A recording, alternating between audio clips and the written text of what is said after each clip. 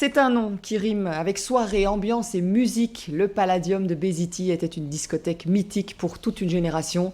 Malgré sa fermeture, le mythe a bien survécu. Pour en parler, nous recevons ce soir Jean-Noël Ovin, DJ et concepteur de Palladium. Bonsoir JNO. Bonsoir.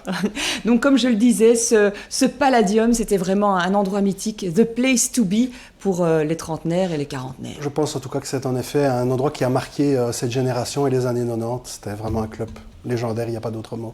Alors il a fermé ses portes, mais le nom est resté, et puis d'autres projets aussi. Le mythe a continué à vivre. Tout à fait. Donc début des années 2000, le club a fermé, et puis 10 années plus tard, on a recréé un concept de soirée qui commémore le club et, j'ai envie de dire, la génération qui y sortait à travers un projet qui s'appelle Soirée Palladium.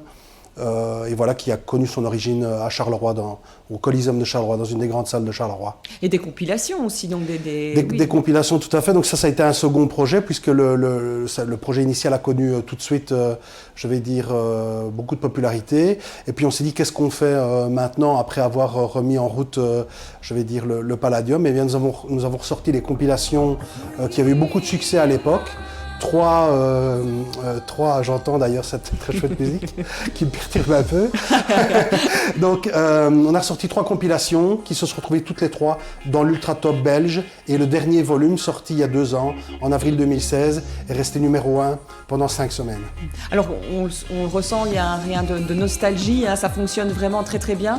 Ça marche véritablement, le concept, les gens adhèrent tout de suite, surtout en cette période-ci. Je pense que ce qui fait notre force, il y a 2 choses qui font notre force. C'est que je pense qu'on n'a jamais menti aux gens par rapport à ce qu'on leur proposait.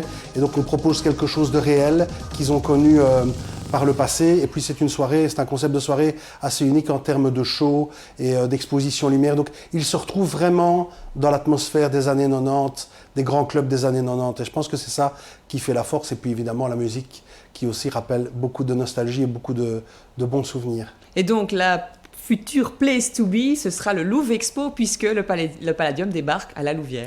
Tout à fait, n'ayant plus de salle aux normes, ou en tout cas suffisamment grande à Charleroi pour ce produit, on voulait aussi exposer le produit de manière différente. On s'est dit, on va aller à la Louvière au Louvre Expo parce que vous avez la chance de posséder une superbe infrastructure là-bas. Et donc, en effet, après avoir pris les accords, la prochaine soirée Palladium, qui est une soirée XXL, une soirée un peu exceptionnelle, il y a beaucoup de choses qui vont s'y passer, se passera au Louvre Expo le samedi 7 avril. Alors vous dites beaucoup de choses vont se passer, est-ce qu'on peut lever un peu le voile? Que va-t-il se passer? Le voile a déjà été levé puisqu'on propose une affiche alléchante en termes de DJ. On a aussi un live sur scène en la personne de Zolex, qui est un des plus grands producteurs belges de techno et de trance. Il sera avec nous sur scène, donc c'est assez rare. Il va ressortir les machines du studio pour rejouer ses meilleurs morceaux. Et puis il y aura 2 invités surprises qui ne sont pas annoncés. Évidemment, ça doit rester une surprise. Mais voilà, par rapport à ce qu'on a fait au Coliseum et dans d'autres salles, ce sera une édition qui sera hors norme, clairement.